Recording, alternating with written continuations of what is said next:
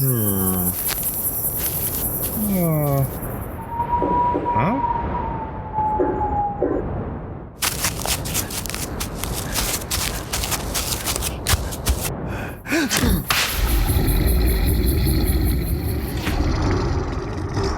You're listening to Cryptid Clues, featuring your hosts, Taylor Field and Ruben Olson.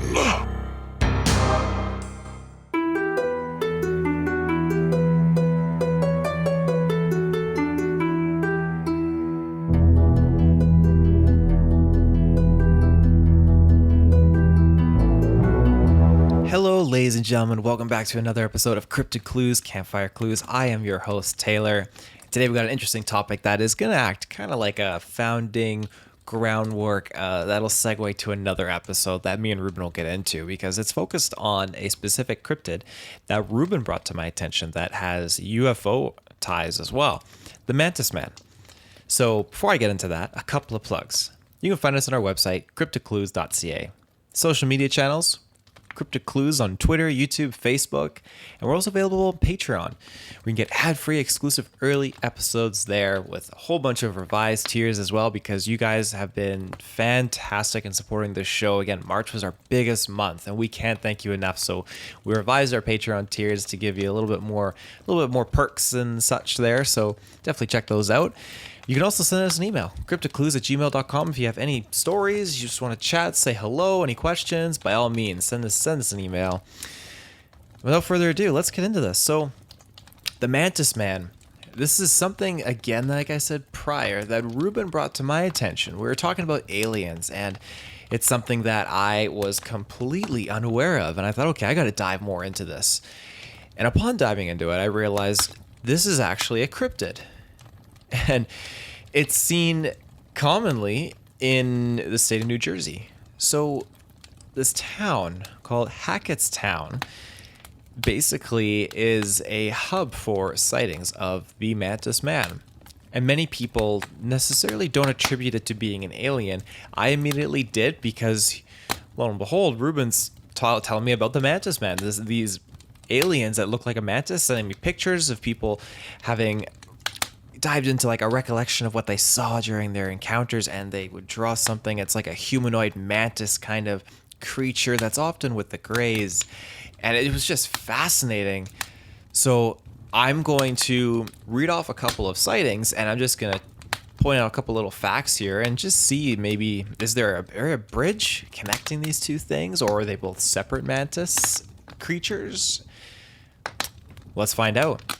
So when I quote, "I saw something strange a few weeks ago on the Mekong River near my home here in Hackettstown, New Jersey. I was driving home from the drugstore on Newburgh Road. As I drove near the bridge over the river, I noticed to my left something. I thought a fisherman standing in the river just off the south bank. I slowed the car and looked closer. It wasn't a person, and it was transparent-like with a weird shape. It moved slowly towards the bank and into the trees. I drove further so I could see it coming out of the trees.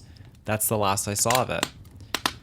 It was tall, 8 feet or so, and it had long, thin arms hanging off of it. The color was a pale brown, but I could see through it. The head was small compared to the body. It was sunny that day, so I thought it may be glare from the water. But after I thought back, I realized I wasn't seeing a mirage or glare. I checked the internet and didn't see anything about it. I had mentioned it to a coworker in my office at lunch on Wednesday. He gave me the strangest look. I thought, oh, he thinks I'm nuts. We went back to his computer and he brought up the Hackettstown forum with the Mantis Man witness."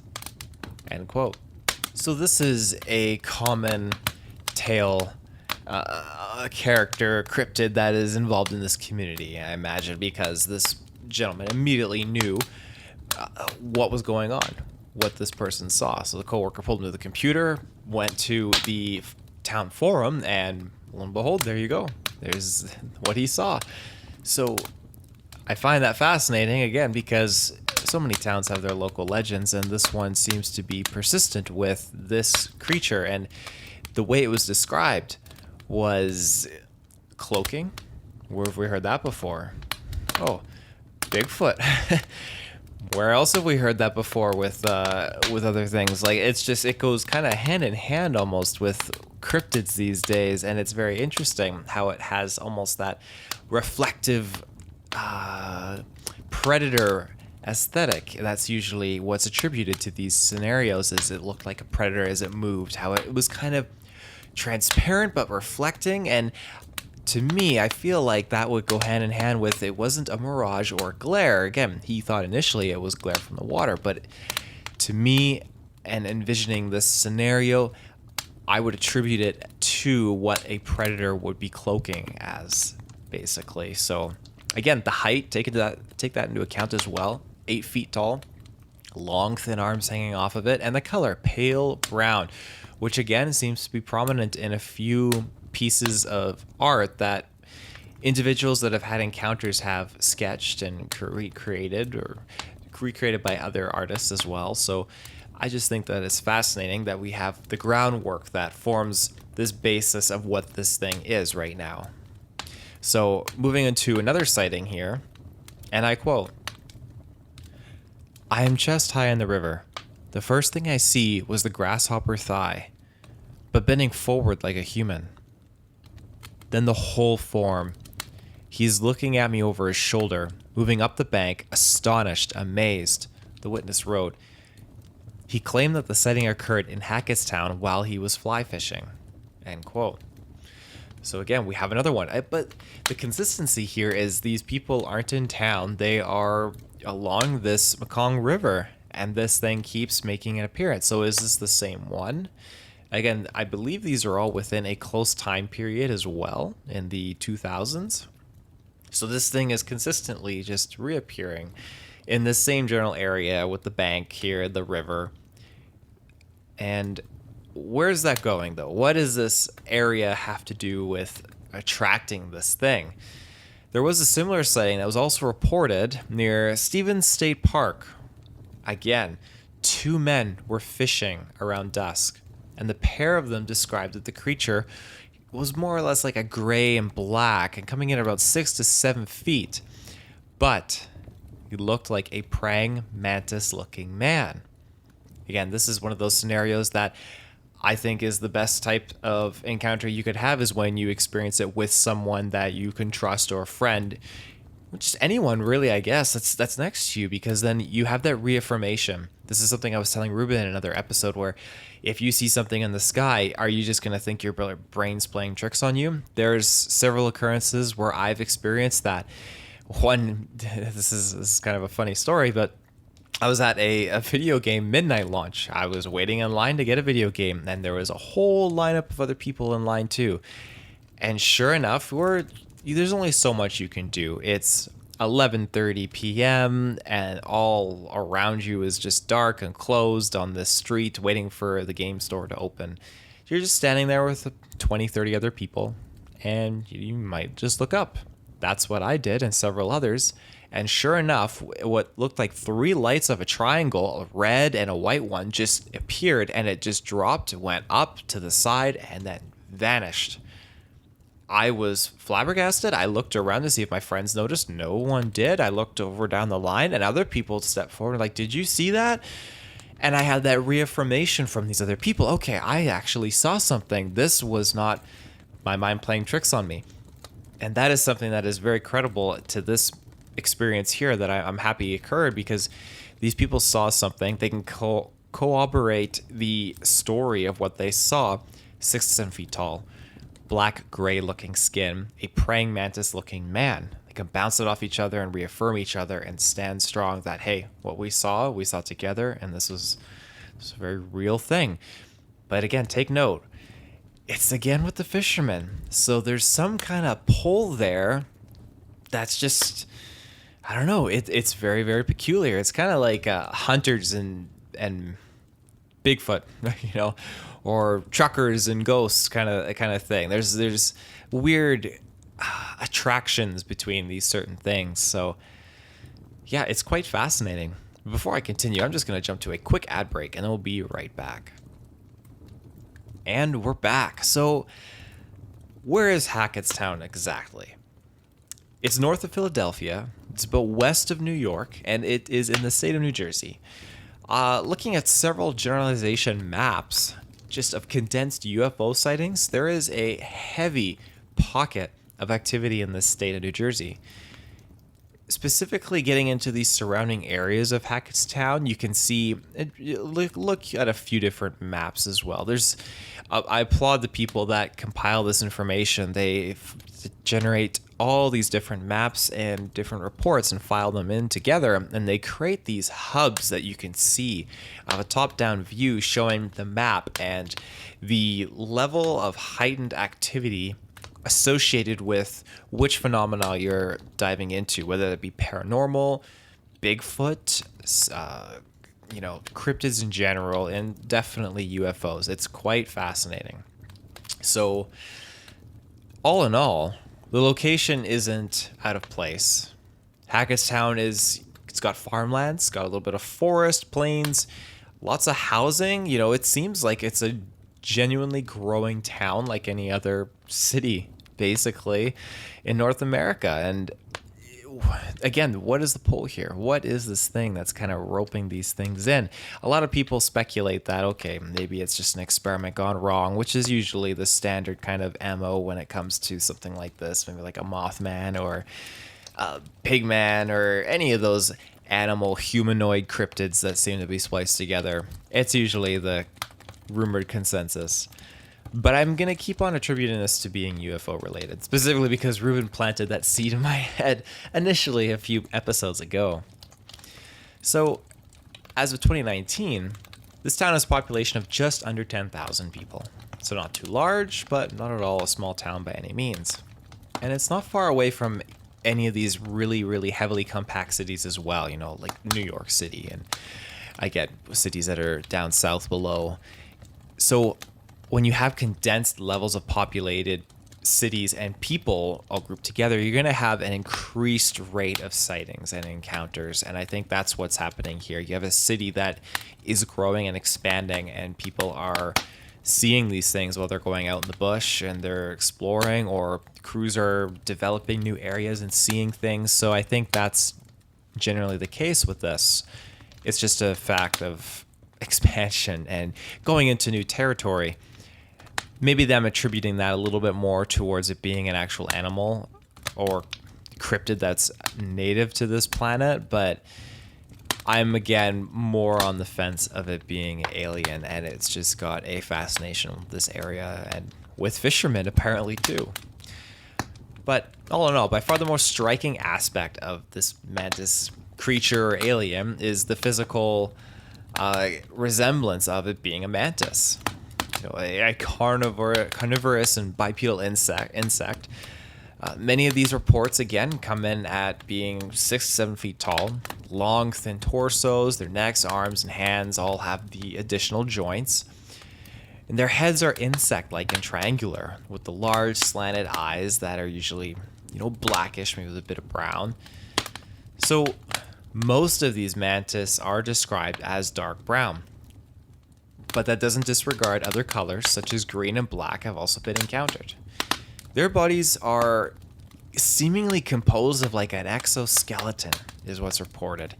So some people that have been abducted have reported actually seeing that the mantis seem to be coated in almost like a gel or an oil-like substance.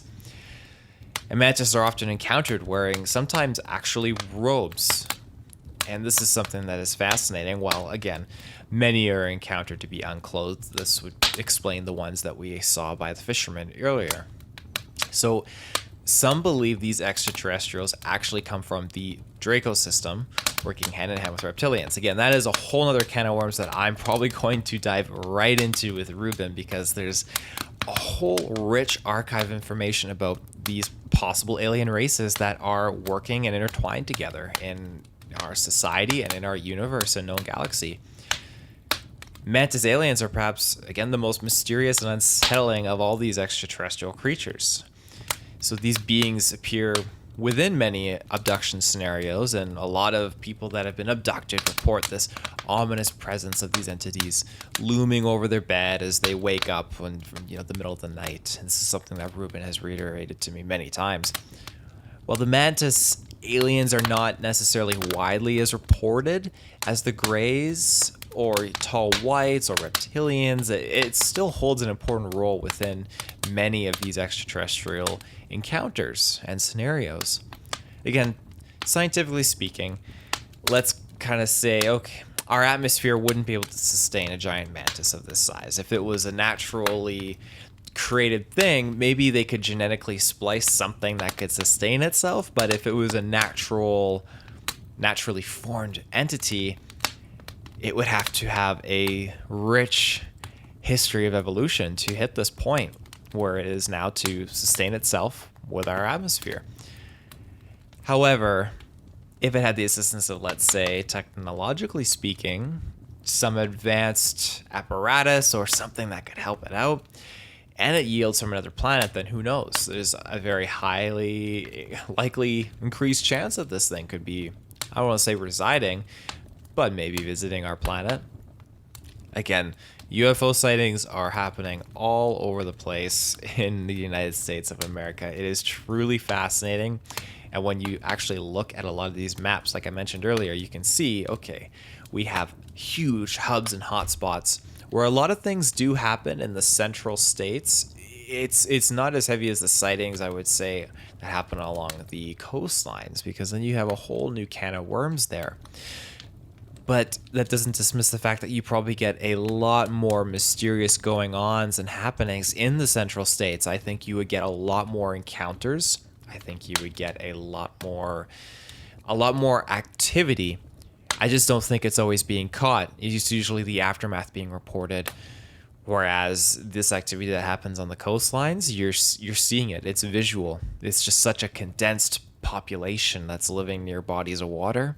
And that's how it goes. I do have a couple of UFO sightings that are attributed to Hackettstown as well. This one takes place September 22nd, 1:30 a.m., Hackettstown. So it passed by at about 22 degrees above. Horizon moving west to east, no sound. Red ball, no tail, traveling in straight horizontal. Again, that's fascinating.